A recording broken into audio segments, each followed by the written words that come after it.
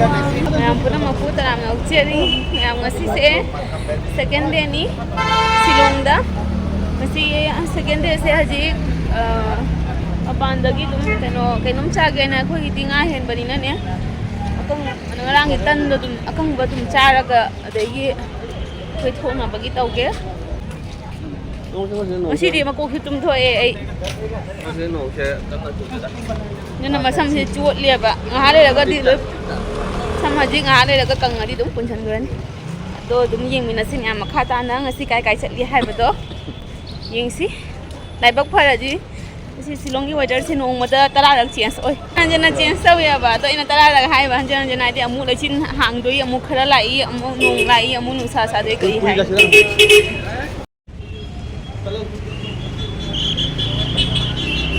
Sida lai re si hotel sida ni lai do khoi na do haji khoi koi ba thole e ta ready oina thole e thole haji adong asi se gari choba dam chit che haji line da dum chali ni mate khosa laga aduga two wheeler re chaga ni khoi ngasi koi ba se yimuna se makha ta na gari macha se laura ga haji chali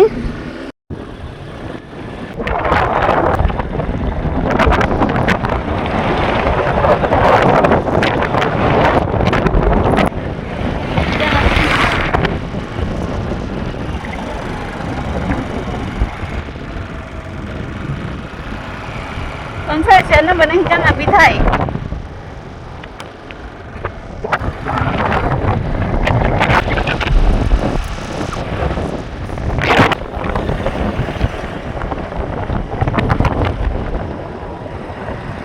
phải đi thả vào đâu ôi với sức ngầm đi thôi nữa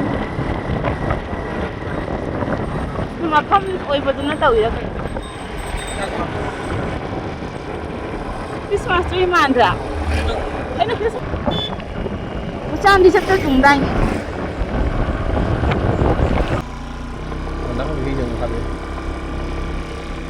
Cái sabji sinh thế giống nè, càng sôi cùng với cái cha thì háo như vậy.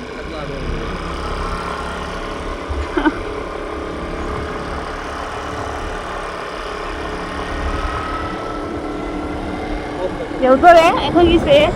kamu silang tre. Wanita juga di Masada saat ini itu 4.5 km dengan saya itu minikra mengatur itu jauh lagi.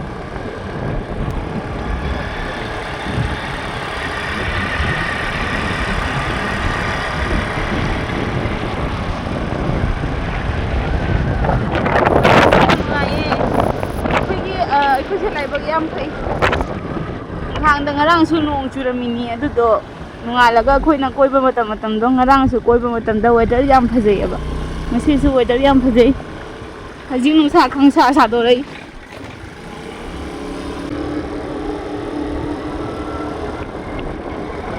mau sa gi phajai ba hin chi ngaga dum thakina si ya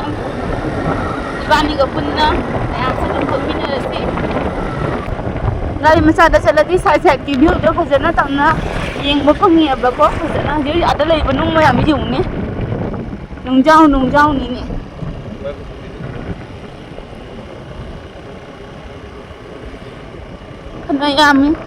kana yam gra banung ni lai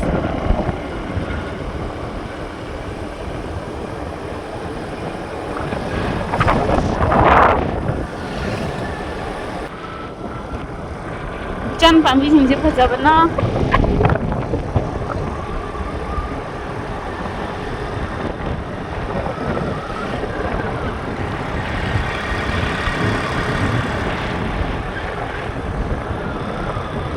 chatti ngai dane video sile me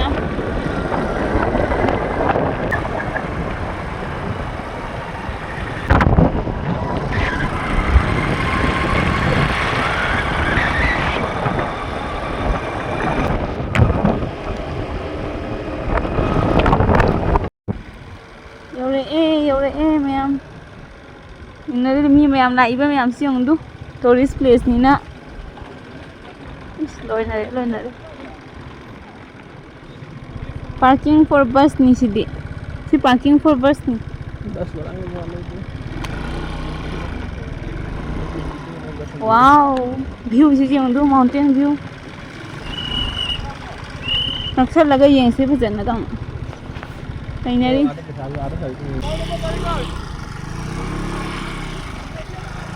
ꯑꯩꯈꯣꯏ ꯁꯤ ꯒꯥꯔꯤ ꯃꯆꯥꯁꯤꯗ ꯂꯥꯛꯏꯅꯤ ꯊꯥꯎ big ꯊꯟ ꯍꯥꯟꯖꯤꯜꯂꯒ ꯃꯤ ꯈꯨꯌꯥꯝꯁꯦ ꯃꯄꯥꯟꯒꯤ ꯃꯤ ꯉꯥꯛꯇꯅꯤ ꯑꯌꯥꯝꯕ ꯃꯄꯥꯟ ꯂꯝꯗꯒꯤ ꯂꯥꯛꯅꯩꯌꯦꯕ ꯃꯐꯝꯁꯦ ꯃꯣꯏꯁꯤꯒ ꯒꯥꯔꯤ ꯄꯥꯔꯀꯤꯡꯒꯤ ꯇꯤꯀꯦꯠꯀꯤ ꯄꯩꯁꯥ ꯈꯔ ꯂꯧꯔꯅꯤ ꯒꯥꯔꯤ ꯃꯆꯥꯗ ꯂꯥꯛꯄꯁꯤꯁꯨ ꯌꯥꯝ ꯅꯨꯡꯉꯥꯏ ꯃꯌꯥꯝ ꯑꯗꯨꯝ ꯐꯖꯕ ꯃꯌꯥꯝꯗꯣ ꯅꯦꯆꯔꯒꯤ ꯐꯖꯕ ꯃꯌꯥꯝ ꯁꯤꯗ ꯂꯩꯔꯤꯕ ꯄꯥꯝꯕꯤꯁꯤꯡꯁꯦ ꯑꯗꯨꯗꯒꯤ ꯃꯥꯒꯤ ꯚ꯭ꯌꯨ ꯃꯥꯎꯟꯇꯦꯟ ꯚ꯭ꯌꯨ ꯂꯩꯔꯤ ꯃꯌꯥꯝꯁꯦ ꯂꯣꯏ ꯄꯨꯝꯅꯃꯛ ꯍꯥꯏꯗꯤ ꯐꯖꯅ ꯃꯤꯠꯅ ꯐꯖꯅ ꯎꯔ ꯂꯥꯛꯑꯦꯅ ꯍꯥꯏꯗꯤ ꯇꯨ ꯋꯤꯂꯔꯁꯤꯅ ꯑꯃꯨꯛ ꯐꯖꯅ ꯃꯔꯥꯡ ꯀꯥꯏꯅ ꯎꯕ ꯐꯪꯉꯦꯕ ꯃꯥꯟꯅꯗꯦꯅꯀꯣ ꯑꯗꯣ ꯁꯤꯒꯤꯁꯨ ꯅꯨꯡꯉꯥꯏ ꯑꯗ ꯃꯌꯥꯝꯗꯁꯨ ꯎꯍꯟꯕ ꯐꯪꯉꯦ ꯃꯌꯥꯝ ꯄꯨꯟꯅ ꯀꯣꯏꯃꯤꯟꯅꯔꯁꯦ ꯍꯧꯖꯤꯛ ꯇꯤꯀꯦꯠ ꯀꯛꯏꯔ ꯍꯧꯖꯤꯛꯇꯣ ꯄꯥꯔꯀꯤꯡꯒꯤ ꯀꯩꯅꯣ ꯇꯤꯀꯦꯠꯀꯤ ꯃꯊꯧ ꯇꯥꯗꯦ ꯁꯤꯗ ꯇꯤꯀꯦꯠꯁꯦ ꯈꯪꯗ꯭ꯔꯤ ꯂꯧꯒꯦ ꯂꯧꯗ꯭ꯔꯤ ꯑꯗꯨꯗꯣ ꯌꯦꯡꯁꯤ ꯂꯧꯕ꯭ꯔꯥ ꯂꯧꯗꯕ꯭ꯔꯥ ꯌꯦꯡꯉꯁꯤ ꯇꯤꯀꯦꯠꯁꯦ ꯁꯣꯏꯗꯕꯤ ꯏꯕꯥꯅꯤꯃꯛ ꯇꯤꯀꯦꯠ ꯄꯥꯏꯔ ꯂꯥꯛꯑꯦ ꯑꯗꯣ ꯒꯥꯔꯤ ꯃꯆꯥꯅꯤꯅ ꯀꯥꯟꯅꯩꯌꯦ ꯉꯁꯥꯏ ꯂꯥꯛꯄꯗꯣ ꯏꯪꯉꯦꯕ ꯂꯝꯕꯤꯗ ꯑꯗꯣ ꯃꯔꯛ ꯑꯃ ꯂꯩꯆꯤꯟ ꯈꯪꯃꯝ ꯃꯝꯁꯤꯜꯂꯛꯄ ꯅꯣꯡ ꯑꯗꯨꯒ ꯌꯥꯝ ꯏꯪꯈ꯭ꯔꯦ ꯑꯗꯣ ꯍꯧꯖꯤꯛꯅ ꯑꯃꯨꯛ ꯅꯨꯡꯁꯥ ꯀꯟꯅ ꯁꯥꯗꯣꯔꯛꯑꯦ ꯌꯥꯝ ꯅꯨꯡꯉꯥꯏꯌꯦ ꯅꯨꯡꯁꯥ ꯌꯥꯏꯅ ꯌꯦꯡꯉꯁꯤ ꯍꯧꯖꯤꯛ ꯃꯐꯝꯗꯣ ꯌꯧꯔꯒ ꯑꯃꯨꯛ ꯌꯦꯡꯉꯁꯤ ꯍꯧꯖꯤꯛ ꯆꯠꯂꯤ ꯃꯐꯝꯗꯣ ꯌꯧꯔꯕꯅꯤ ꯍꯧꯖꯤꯛ ꯆꯠꯂꯤꯁꯤ ꯃꯥꯏ ꯚ꯭ꯌꯨ ꯄꯨꯔꯥ ꯎꯕꯗꯣ ꯑꯗꯨ ꯃꯐꯝ ꯆꯠꯁꯤ ꯅ꯭ꯌꯨꯂꯤ ꯃꯦꯔꯤꯠ ꯀꯄꯜ ꯌꯥꯝ ꯂꯥꯛꯏꯌꯦ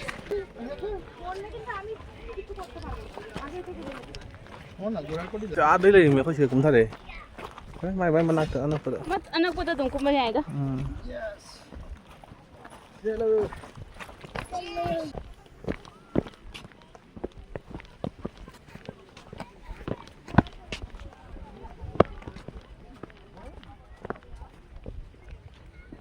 ꯅꯣꯡꯁꯤ ꯅꯣꯡꯅ ꯐꯖꯗ꯭ꯔꯥ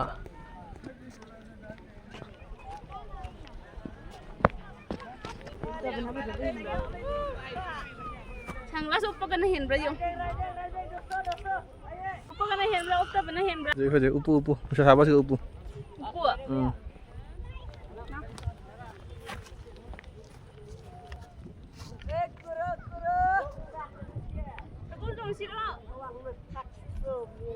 ꯆꯁꯃꯥꯒꯤ ꯚ꯭ꯌꯨꯗ ꯌꯦꯡꯉꯤ ꯃꯣꯏꯁꯦ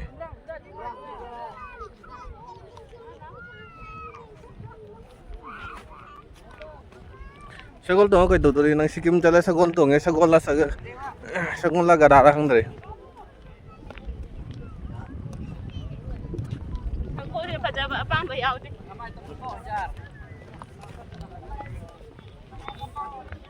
ꯗꯥꯔꯖꯤꯂꯤꯡꯗꯅꯤ ꯇꯣꯡꯉꯛꯏꯗꯣ ꯗꯥꯔꯖꯤꯂꯤꯡꯒꯤ ꯁꯒꯣꯜꯗꯨꯅꯅꯦ ꯗꯥꯔꯖꯤꯂꯤꯡꯗꯁꯨ ꯇꯣꯡꯉꯛꯏ ꯅꯪ ꯁꯤꯀꯤꯝꯗꯅ ꯌꯥꯛ ꯇꯣꯡꯉꯛꯏ ꯅꯪ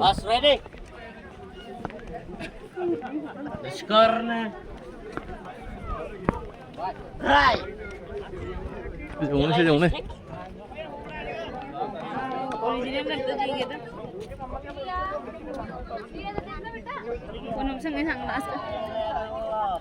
ꯃꯈꯥ ꯆꯠꯀꯅꯨꯁꯦ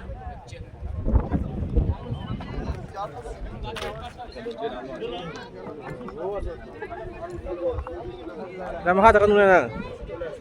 ꯍꯥꯏꯔꯒ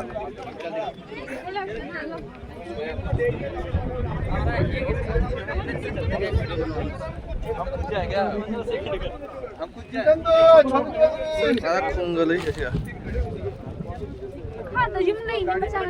दोनों ऐसे मैम ताई तुम छू रही नहीं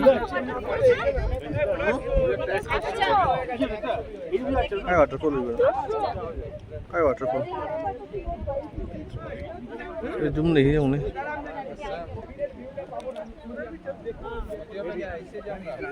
कौन सा नीचे गिरा दूंगा अच्छा आप आओ ना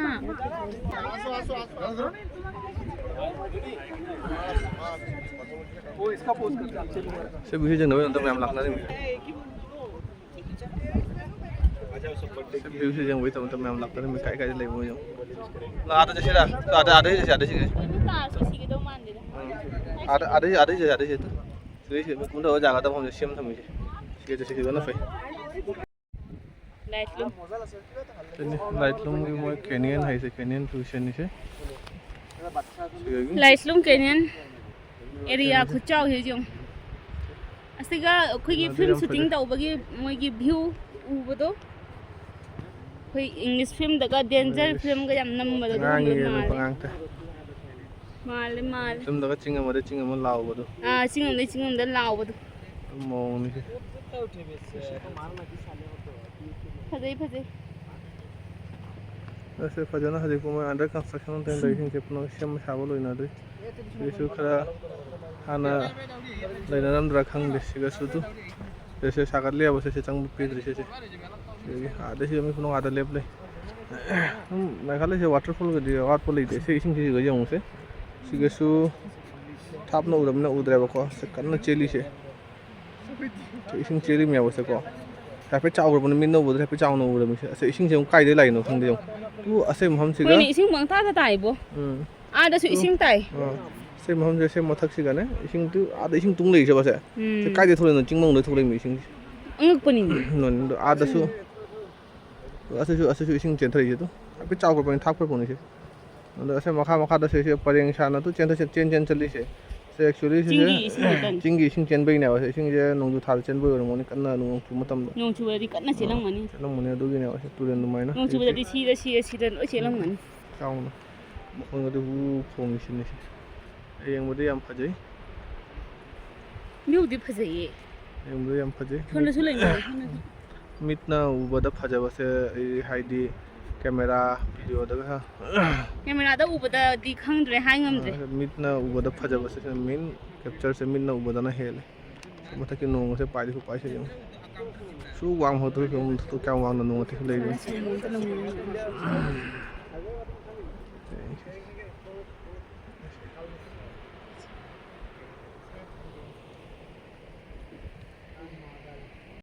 ꯊꯣꯛꯁꯤꯅ ꯑꯗꯣꯝꯗꯅꯤ ꯊꯣꯛꯄꯗꯣ ꯁꯤꯒꯩ ꯅꯠꯇ꯭ꯔꯣ ꯚꯤꯗꯤꯑꯣ ꯅꯝꯕꯗ ꯅꯝꯃꯒ ꯀꯥꯏ ꯅꯝꯗꯣꯏꯕ ꯅꯪ ꯃꯌꯥꯝ ꯑꯩꯈꯣꯏ ꯁꯨꯅꯥꯀꯟꯐꯥꯎ ꯆꯠꯂꯨꯔꯦ ꯁꯨꯅꯥꯀꯟꯒꯤ ꯚ꯭ꯌꯨꯁꯦ ꯁꯤꯗꯒꯤ ꯂꯣꯏꯅ ꯂꯥꯛꯑꯒ ꯁꯤ ꯂꯣꯏꯅ ꯀꯣꯏꯔꯛꯑꯦ ꯑꯗꯨꯒ ꯌꯦꯡꯁꯨ ꯆꯪꯉꯛꯑꯦ ꯐꯣꯇꯣꯁꯨ ꯈꯔ ꯀꯥꯞꯄꯛꯑꯦ ꯚꯤꯗꯤꯑꯣꯁꯨ ꯀꯥꯞꯄꯛꯑꯦ ꯑꯗꯨꯒ ꯃꯣꯏ ꯁꯤꯒꯩꯁꯤꯒ ꯑꯅꯧꯕ ꯃꯣꯏꯁꯦ ꯁꯦꯝꯃꯤ ꯁꯤꯁꯦ ꯆꯪꯕ ꯌꯥꯗꯦ ꯆꯪꯉꯗꯤ ꯂꯨꯄꯥ 1000 rupees ꯐꯥꯏꯟ ꯑꯗꯨꯗꯨꯅ ꯁꯤꯗꯩꯁꯤꯗ ꯃꯤ ꯆꯪꯅꯗꯦ ꯑꯗꯨꯒ ꯁꯤꯒ ꯑꯗꯨꯝ ꯁꯒꯣꯜ ꯇꯣꯡꯅꯤꯡꯉꯒ ꯁꯒꯣꯜ ꯇꯣꯡꯕ ꯑꯗꯣ ꯃꯣꯏꯒꯤ ꯑꯗꯨꯝ ꯑꯗꯨꯒꯤ ꯆꯥꯔꯖ ꯇꯣꯉꯥꯟꯅ ꯑꯦꯛꯁꯇ꯭ꯔꯥ ꯂꯧꯔꯤ ꯁꯒꯣꯜ ꯇꯣꯡꯕ ꯃꯤꯁꯤꯡ ꯃꯄꯨꯗꯨꯒ ꯄꯤꯗꯣꯏꯅꯤ ꯑꯗꯨꯗꯤ ꯑꯗꯨꯒꯤ ꯆꯥ ꯌꯣꯟꯕꯤ ꯑꯗꯨ ꯌꯣꯟꯕꯤ ꯃꯌꯥꯝ ꯂꯥꯛꯑꯦ ꯑꯩꯈꯣꯏ ꯀꯔꯤꯝ ꯊꯛꯇ꯭ꯔꯦ ꯊꯛꯁꯨ ꯊꯛꯅꯤꯡꯗꯦꯗ ꯕ꯭ꯔꯦꯛꯐꯥꯁ ꯇꯧꯔ ꯂꯥꯛꯑꯃꯤꯅꯅꯦ ꯍꯧꯖꯤꯛ ꯑꯩꯈꯣꯏ ꯑꯗꯨꯝ ꯗꯥꯏꯔꯦꯛ ꯍꯜꯂꯅꯤ ꯁꯤꯗꯒꯤ ꯂꯣꯏꯔꯦ ꯑꯗꯨꯒ ꯑꯇꯣꯞꯄ ꯅꯦꯛꯁ ꯚ꯭ꯌꯨ ꯌꯦꯡꯉꯨꯔꯁꯤ ꯃꯌꯥꯝ ꯅꯦꯛꯁꯀꯤ ꯀꯔꯝꯕ ꯁꯤꯁꯦ ꯑꯉꯛꯄꯅꯤ ꯄꯨꯔꯥ ꯍꯥꯟꯅꯗꯒꯤ ꯑꯗꯨꯝ ꯃꯥꯒꯤ ꯃꯁꯥꯒꯤ ꯅꯦꯆꯔꯦꯜ ꯃꯍꯧꯁꯥꯒꯤꯅꯦꯕ ꯂꯩꯔꯤꯁꯦ ꯃꯤꯅ ꯁꯦꯝꯕ ꯍꯥꯏꯕꯨ ꯁꯤꯒꯩꯁꯤꯒ ꯃꯤꯅ ꯑꯣꯟꯊꯅꯤ ꯈꯣꯠꯊꯅꯤ ꯍꯥꯏꯅ ꯑꯗꯨꯝ ꯕꯦꯔ ꯈꯥꯔꯤꯁꯤꯅꯤ ꯕꯦꯔꯁꯤꯁꯨ ꯂꯣꯏ ꯃꯟꯊꯔꯦ ꯃꯟꯗꯅ ꯈꯥꯛꯄꯅ ꯂꯣꯏꯔꯦ ꯑꯗꯨꯅ ꯈꯤꯇꯪ ꯃꯄꯥꯟ ꯆꯠꯄꯗ ꯃꯥꯅ ꯉꯥꯡꯉꯤꯁꯤꯅ ꯑꯩꯉꯣꯟꯗ ꯅꯨꯄꯤ ꯄꯥꯔꯇꯤ ꯂꯩ ꯑꯗꯨ ꯒꯔꯜꯁ ꯒꯦꯡꯅꯤ ꯂꯩꯔꯤꯁꯦ ꯃꯤꯗꯤ ꯂꯥꯛꯅꯩ ꯑꯗꯨ ꯅꯨꯡꯇꯤꯒꯤ ꯂꯥꯛꯅꯔꯝꯒꯅꯤ ꯇꯨꯔꯤꯁ ꯄ꯭ꯂꯦꯁꯅꯤꯅ ꯑꯗꯨꯝ ꯃꯌꯥꯝ ꯑꯅꯝꯕꯅꯁꯨ ꯑꯗꯨꯝ ꯚꯤꯗꯤꯑꯣꯗꯁꯨ ꯈꯪꯗꯦ ꯒꯨꯒꯜꯗ ꯈꯪꯗꯦ ꯌꯨꯇꯨꯕ ꯈꯪꯗꯦ ꯊꯥꯡꯒꯠꯅꯔꯤ ꯃꯌꯥꯝ ꯁꯒꯣꯜ ꯇꯣꯡꯅꯤꯡꯉ ꯁꯒꯣꯜ ꯇꯣꯡꯖꯩ ꯒꯙꯥ ꯇꯣꯡꯅꯤꯡꯉ ꯒꯙꯥ ꯒꯙꯥ ꯇꯣꯡꯅꯤꯡꯉꯁꯨ ꯒꯙꯥ ꯇꯣꯡ ꯌꯥꯏ ꯃꯤ ꯂꯩꯅꯔꯤꯗꯨ ꯍꯧꯖꯤꯛꯁꯨ ꯑꯩꯈꯣꯏ ꯊꯣꯛꯑꯅꯤꯗ ꯁꯤꯗꯒꯤ ꯃꯤ ꯂꯩꯅꯔꯤ ꯉꯥꯛꯇ ꯃꯤ ꯍꯟꯅꯈ꯭ꯔꯦ ꯈꯔ ꯍꯟꯅꯈ꯭ꯔꯦꯗ ꯂꯣꯏꯅ ꯑꯗꯣ ꯁꯤ ꯈꯛꯇꯪ ꯍꯥꯏꯅꯔꯦ ꯅꯨꯡꯗꯤ ꯅꯨꯡꯉꯥꯏꯌꯦ ꯅꯨꯡꯁꯤꯠꯅꯦ ꯁꯣꯝ ꯍꯣꯏꯗꯅꯦ ꯑꯦꯅꯤ ꯇꯥꯏꯝ ꯑꯗꯨꯝ ꯅꯨꯡꯁꯤꯠꯇꯤ ꯐꯖꯅ ꯁꯤꯠꯂꯤꯕꯣ ꯑꯌꯤꯡꯕ ꯅꯨꯡꯁꯤꯠ ꯑꯌꯤꯡꯕ ꯁꯤꯠꯂꯤꯁꯦ ꯌꯦꯡꯉꯨ ꯈꯨꯅꯨꯡꯉꯥꯏ ꯑꯃꯅꯤ ꯁꯤ ꯑꯗꯨꯝ ꯂꯦꯞꯄ ꯌꯦꯡꯕꯗ ꯌꯦꯡꯉꯤꯉꯩ ꯄꯦꯟ ꯅꯥꯏꯗꯦ ꯁꯤꯒꯅꯦ ꯏꯁꯥꯒꯤ ꯃꯤꯠꯅ ꯎꯕꯁꯤꯅꯗꯤ ꯍꯦꯜꯂꯤ ꯌꯥꯝꯅ ꯀꯦꯃꯦꯔꯥꯗ ꯎꯕꯁꯤꯗꯩꯗꯤ ꯀꯦꯃꯦꯔꯥꯒꯤꯁꯤꯅ ꯑꯃꯨꯛ ꯀꯦꯃꯦꯔꯥ ꯑꯣꯏꯔꯦꯅꯀꯣ ꯄꯨꯝꯅꯃꯛ ꯎꯔꯤꯗꯨꯅꯤ ꯑꯁꯦꯡꯕꯗ ꯌꯦꯡꯕ ꯍꯥꯏꯗꯨꯒꯗꯤ ꯃꯥꯟꯅꯗꯦ ꯐꯖꯩꯌꯦ ꯌꯥꯝꯅ ꯚ꯭ꯌꯨꯁꯦ ꯈꯨꯐꯖꯝꯅꯤ ꯑꯁꯇꯥ ꯉꯥꯜꯂꯁꯨ ꯐꯖꯕꯅ ꯂꯣꯏꯗꯣꯏꯅꯤ ꯅꯣꯡꯒꯤꯁꯤꯁꯨ ꯃꯐꯖꯝꯅꯤ ꯁꯤꯁꯨ ꯁꯥꯏꯠ ꯑꯃ ꯉꯥꯜꯂꯤꯗꯨ ꯁꯥꯏꯠ ꯑꯃ ꯉꯥꯜꯂꯤ ꯁꯥꯏꯠ ꯑꯃ ꯈꯔ ꯃꯝꯃꯤ ꯁꯥꯏꯠ ꯑꯃ ꯄꯨꯡꯃꯝ ꯃꯝꯃꯤ ꯇꯧꯅ ꯂꯩꯔꯤꯁꯦ ꯅꯣꯡꯁꯨ ꯁꯨꯅ ꯅꯣꯡꯁꯤꯅ ꯄꯨꯡꯍꯥꯡ ꯍꯥꯡꯗꯣꯛꯈ꯭ꯔꯗꯤ ꯄꯨꯔꯥ ꯍꯥꯏꯗꯤ ꯄꯨꯔꯥ ꯒ꯭ꯔꯤꯟ ꯑꯣꯏꯅ ꯎꯅꯤꯕ ꯃꯥꯎꯟꯇꯦꯟꯁꯦ ꯑꯗꯣ ꯑꯩꯈꯣꯏ ꯊꯣꯛꯅꯕꯩ ꯇꯧꯔꯒꯦ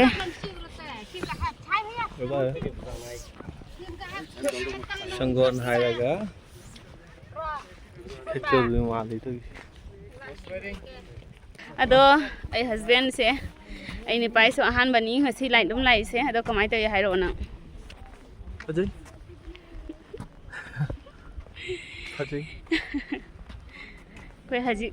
काका लगे सिगे तुम काका खसगे तुम आई नहीं को कोई चला चलो सीधा ना गाड़ी से सीधा ना ले सीधा गाड़ी नहीं अदो सीमा पास से तुम काका खरगे कोई तो हजी नेक्स्ट कलाई चली दो यंग से मैम नेक्स्ट वीडियो तको कहीं वीडियो सुम सुम सांग कानादे अदुना आई ममांग दस हाइजगरे पार्ट पार्ट ओइना मफम मफम दुगी ओइना वीडियो थांगचरगे चटपा मफम मफम सिंदुगी ओइना सेपरेट ओइना तोंगान तोंगान माय ममिंग दने अदुदि मयामनासु येंगबदा खंगनी ना फजना